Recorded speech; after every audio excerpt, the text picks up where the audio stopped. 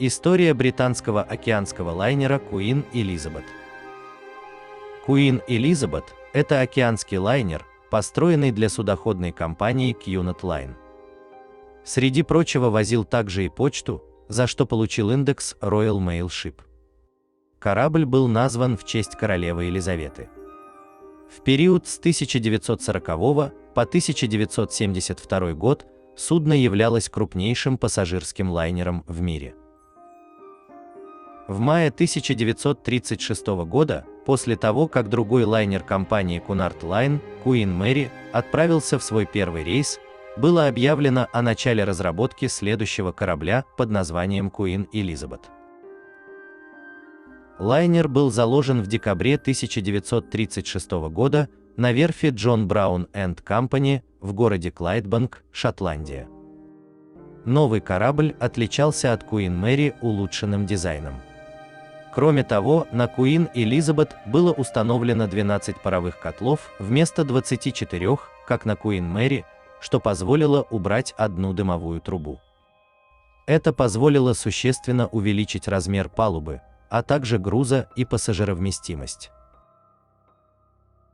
Спуск корабля на воду состоялся 27 сентября 1938 года в присутствии супруги короля Великобритании Георга VI, королевы-консорта Елизаветы. В то время как Queen Elizabeth находилась в достроечном доке, были изданы специальные лицензии о пригодности корабля для плавания. 29 декабря были проведены испытания двигателей. В начале Второй мировой войны было решено, что поскольку лайнер королева Елизавета была настолько важна для военных действий, что ее передвижения не могли быть отслежены немецкими шпионами, действовавшими в районе Клайдбанка. Поэтому была сфабрикована тщательно продуманная уловка, связанная с ее отплытием в Саутгемптон, чтобы завершить ее оснащение.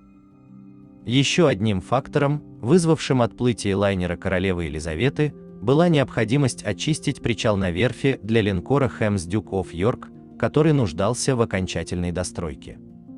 Только причал в Джон Браун мог вместить потребности линкора класса King George V. Одним из основных факторов, ограничивших тайную дату отплытия корабля, было то, что в году было только 2 весенних прилива. Когда уровень воды был достаточно высоким, чтобы королева Елизавета могла покинуть верфь Клайдбенка, и немецкая разведка знала об этом факте. Поэтому для поездки была назначена минимальная команда из 400 человек. Большинство было подписано на короткое путешествие в Саутгемптон. Части были отправлены в Саутгемптон, и были сделаны приготовления к сухому доку нового лайнера, когда он прибыл. Имена сотрудников верфи Брауна были забронированы для местных отелей в Саутгемптоне, чтобы дать ложный след информации, и капитан Джон Таунли был назначен ее первым капитаном. К началу марта 1940 года королева Елизавета была готова к своему тайному путешествию. Ее цвета Cunard были окрашены в серый цвет линкора, и утром 3 марта она тихо покинула свои причалы в Клайде. Вышла из реки и поплыла дальше вдоль побережья, где ее встретил королевский вестник, который вручил запечатанные приказы непосредственно капитану.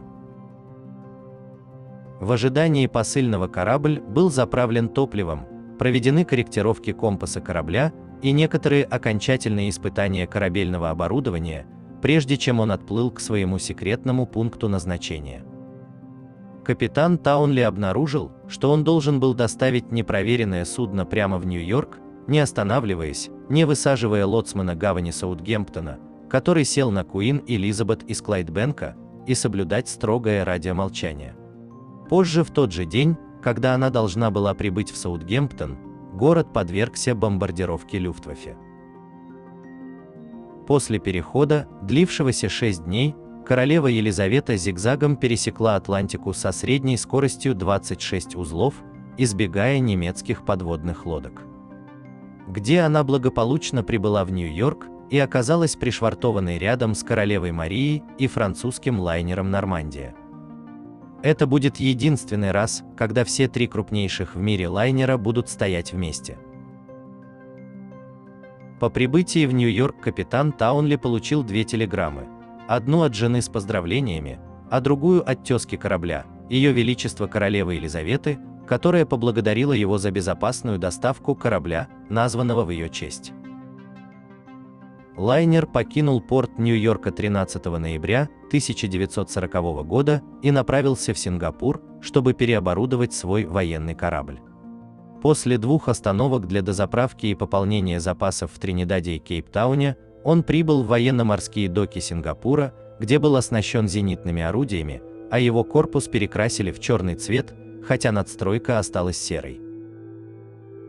В качестве военного корабля королева Елизавета покинула Сингапур 11 февраля и первоначально доставила австралийские войска в Азию и Африку.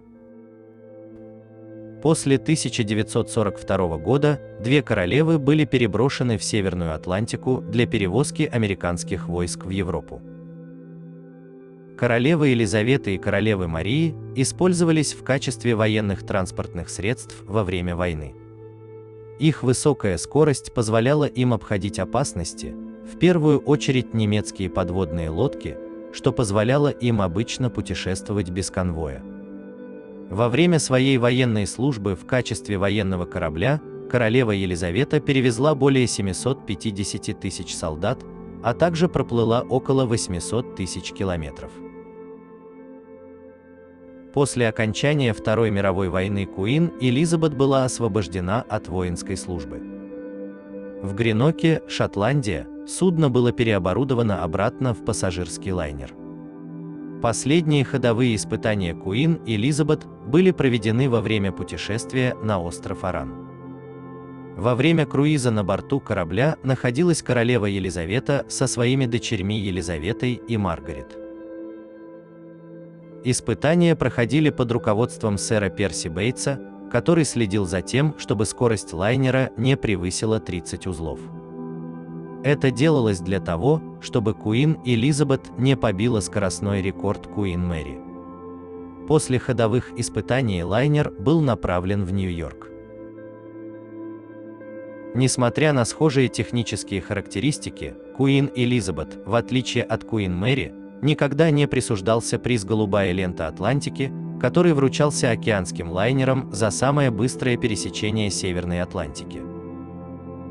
14 апреля 1947 года Куин Элизабет села на мель возле Саутгемптона. На следующий день корабль был снят с нее. Вместе с Куин Мэри, Куин Элизабет являлась лидером в области пассажирских перевозок, но после появления в конце 50-х реактивных самолетов судно стало нерентабельным. Какое-то время корабль курсировал между Нассау и Нью-Йорком. Были проведены работы по установке бассейна на открытом воздухе и улучшению кондиционирования. Предпринятая попытка спасти положение не увенчалась успехом. У Куин Элизабет был большой расход топлива, низкая осадка, из-за которой нельзя было заходить в порты, находящиеся на островах, и большая ширина, которая делала невозможным проход лайнера через Панамский канал. Все это послужило причиной того, что в 1968 году Куин Элизабет была выведена из состава флота. В 1969 году Куин Элизабет была заменена новым, более экономичным лайнером Куин Элизабет II. В 1968 году Куин Элизабет была продана группе бизнесменов из Филадельфии, которые планировали переоборудовать корабль в плавучий отель и по совместительству туристический центр во Флориде. Но в 1970 году из-за финансовых затруднений Куин Элизабет была продана гонконгскому магнату. Тот решил превратить лайнер в морской университет для проведения обучающей программы «Семестр в море». Через некоторое время корабль был переименован в Seas University и покрашен в белый цвет. 9 января 1972 года на лайнере случился большой пожар, в результате которого он опрокинулся и затонул в бухте Виктории в Гонконге. В период с 1974 по 1975 год большая часть корабля была разобрана на металлолом. Тем не менее, киль лайнера и паровые турбины до сих пор покоятся на дне бухты. На местных морских картах место крушения Queen Elizabeth помечено как опасное для постановки кораблей на якорь. По оценкам, около 40–50% обломков все еще находились на морском дне. В конце 1990-х последние остатки затонувшего корабля были захоронены во время рекультивации земель под строительство 9-го контейнерного терминала.